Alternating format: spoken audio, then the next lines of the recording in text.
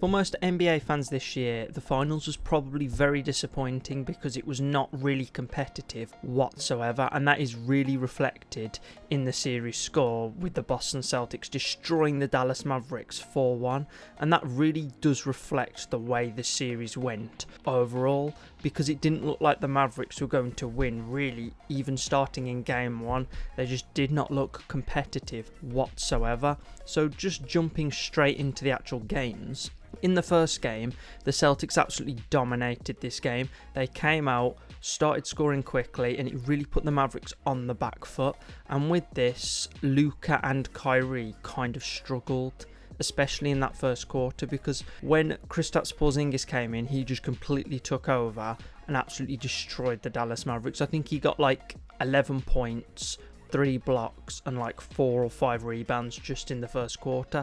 So from that, it was clear that the Dallas Mavericks had no answer for Porzingis, and if it wasn't for Porzingis being injured and having really to miss the next couple of games, it would have been even worse for the Mavericks. They probably wouldn't have even won a game. It would have been a sweep at that point. So yeah, obviously the Mavericks having no answer for Porzingis means that the Celtics won the game very, very easily. And another thing that Boston did very well was they restricted Luka Doncic. They didn't completely stop him from scoring, because you can't really do that with someone like Luka Doncic. And the Mavericks also only shot 25% from 3. So in game 1, the Celtics ended up winning 107-89, a very comfortable victory and a very good way to start the series.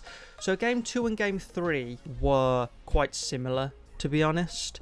I mean, the Celtics weren't as dominant in game 2, and the game was a lot closer. The Celtics were missing Porzingis in this game, so they were missing his defense, and especially his rim protection, because he does really, really well to kind of stop players going to the rim. Obviously, with him being really tall, that does help, because a lot of players are going to be smaller than him, so he's going to be able to defend them better. But yeah, the Celtics really did miss Porzingis' defense, and Luka Doncic basically carried the Dallas Mavericks in this game. He really didn't have much help from anyone else around him. He did have a bit of help. I'm not saying no one else did anything, but Luka basically had to carry them this game. And both teams really did shoot similar percentages.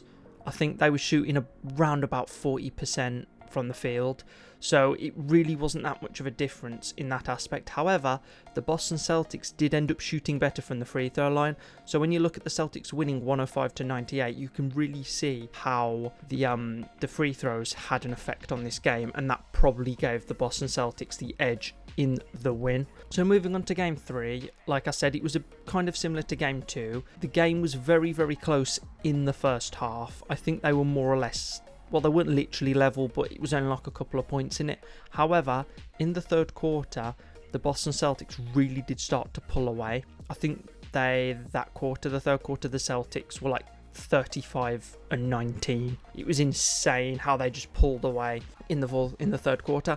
However, the Dallas Mavericks also nearly made the comeback in the fourth quarter. So the Celtics dominated the third quarter, then the Mavericks made a comeback in the fourth quarter.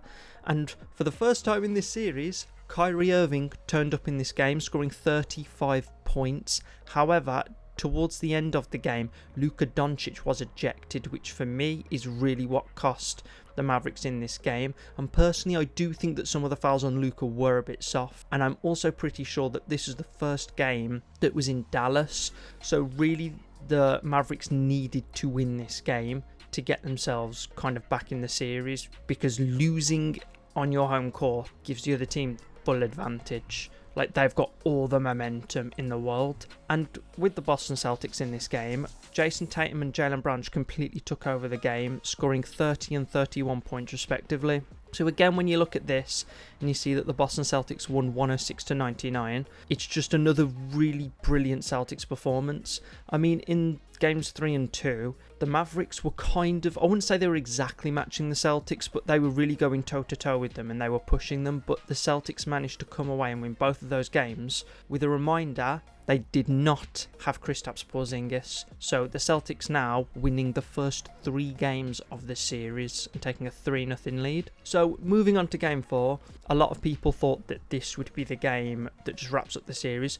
But in fact, we got a massive surprise in this game because the Mavericks had a mad shooting day. And I'm just going to say, I did predict that the Mavericks would have at least 1, maybe 2 games like this where they just completely outshot the Boston Celtics. So Luka had more help from the bench and he had more players scoring as well.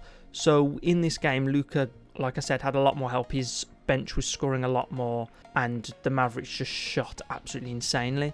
However, the Celtics didn't shoot as well themselves in this game, which obviously did help with, well, obviously it did help them. Yeah, it did help the Dallas Mavericks, but you have to give credit to the Dallas Mavericks because they did defend very well this game. So Dallas ended up shooting 50.5%, whilst the Boston Celtics only shot 36.5%. So the Mavericks ended up blowing out the Boston Celtics in this game, 122-84. However, obviously, this was just too late to save the series because the Boston Celtics did have the momentum from the previous 3 games, and also it's a 7-game series, so the score being 3-1, it doesn't really matter if the Celtics had a game like this because they still get to go back to Boston. Speaking of that, in game 5, the Boston Celtics were just really dominant in the first half. They absolutely blew out the Dallas Mavericks worse than they did in game 1, and I do think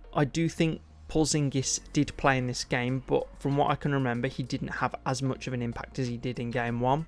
So really, the Mavericks just started absolutely horrifically. They were missing multiple shots. They just couldn't put the ball in the net for some reason, and then the Boston Celtics took full advantage of this, got out into a lead, and they eventually went into half time with a 21-point lead after, I actually can't remember the guy's name, but a Celtics player hit a mad, and I mean an absolutely insane half-court shot. And at that point, I just looked at the screen and was like, yeah, it's over. It was probably over before, to be honest, it was over after the first quarter. But yeah, this gave the advantage straight to the Celtics because Dallas were making a bit of a comeback at the end of the second quarter, but that half-court shot just told them really it just was not going to happen. So then going into the second half, it was a lot more defensive, and it was kind of low scoring. I think really the second half was like a 19-18, more or less to both quarters. So for this era, especially in this era of the NBA, that is quite a low scoring half. And the Boston Celtics with Jason Tatum dominated the second half, and Jaylen Brown was a bit more quiet, but he still did hit 21 points in that game. So the Boston Celtics ended up winning 106-88, and they won their first NBA championship since 2008, which for me I think is very well deserved. They absolutely dominated the series. Obviously, they had that one game where they weren't shooting very well, but that's going to happen. It's a 7-game series. There's always a chance that you just turn up and you just don't shoot very well. And also, Jaylen Brown winning Finals MVP. I am really happy for Jaylen Brown actually winning the Finals MVP. I think he deserves it. He played incredibly throughout this NBA Finals, and I think he does some of the things that you don't really see unless you're really watching the game. So I'm glad they gave the Finals MVP to Jaylen Brown. And yet the Boston Celtics NBA champions, it's really been coming for someone like Jason Tatum and Jaylen Brown. They've been here before in I think it was 2022 or 2020. I think it was 2022 when they lost to the Golden State Warriors. They can get here. It was just a question of can they get over that last hurdle, and this time they did. So that's me basically recapping the NBA Finals. Let me know what you think about it down below. Let me know how well you think the Celtics and the Mavericks played. Plus, do you agree with Jaylen Brown getting the Finals MVP? So yeah, that's the end of the video. Thank you for listening. If you like the video, leave a like. Also, if you like the video, consider subscribing to the channel. And yeah, thank you for listening, and hopefully I will see you in the next one.